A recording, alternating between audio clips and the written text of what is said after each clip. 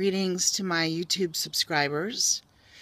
I realize it's been like 4 weeks since I last posted a video, and this video is in short to describe why, and in a sense a bit of a public service announcement.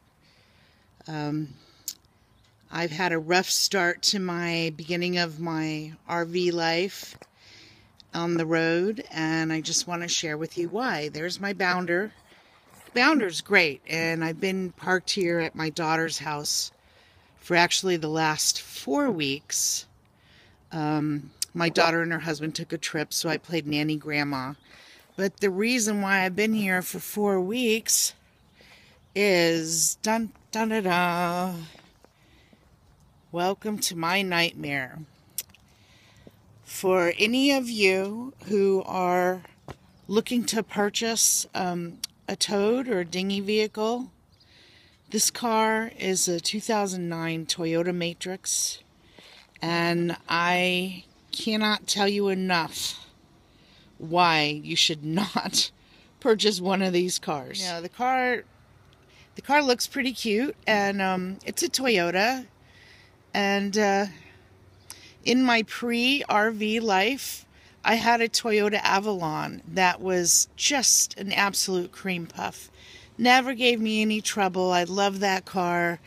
And I would say of one time in my history of buying cars, this is one car that I did not do my due diligence and research, recall records, repair records, safety records, things like that. The car has an issue with stalling out of nowhere. It gives no warning, and I've been in the middle of an intersection with my 2.5-year-old grandson in the back seat, and it just quit. The instrument panel dies, and that's it. I was coming out of a underground tunnel on a blind curve doing 55, and the car died. And literally there were cars behind me that were screeching and screeching to a stop, and I really just grabbed the steering wheel and thought, well, this is it. This is where I'm going to kiss it goodbye. So that was when I was over in Monterey. So I came back. I brought the car back to Toyota. I had it in December, and they said it was a fuse issue, and they thought they had fixed it, that the 15 amp IG fuse wasn't making proper contact. There were a couple other fuses that were the incorrect amperage, so they changed those out. And I took off. I picked up the car after Christmas and took off and went on my 3 weeks on the road, and lo and behold, the stalling issues started happening again. So I brought it back to the Toyota dealership here in the city my daughter lives in. Anyway, the reason why they've had it for 4 weeks is they have not been able to duplicate the mechanical failure, and without doing so, they cannot, without being able to diagnose the problem, they can't fix the problem. So they claim. Of course, after I started having issues with the car and the stalling problems, I then started to do my research and discovered that the Toyota Matrix, years 2005 through 2008, the Pontiac Vibe, which is essentially the sister car, same car, and the Toyota Corolla 2005 through 2008, 2 million cars were recalled for the stalling problem. It was found to be the ECM, the electronic control module, or the computer that had to be replaced. And I've made a report to the National Highway Traffic Safety Administration, a complaint, and I've discovered that the 2009s people are having the same sort of problems. And hopefully, they'll get on the ball and add the 2009 to the recall, and we can get it fixed. to get it fixed.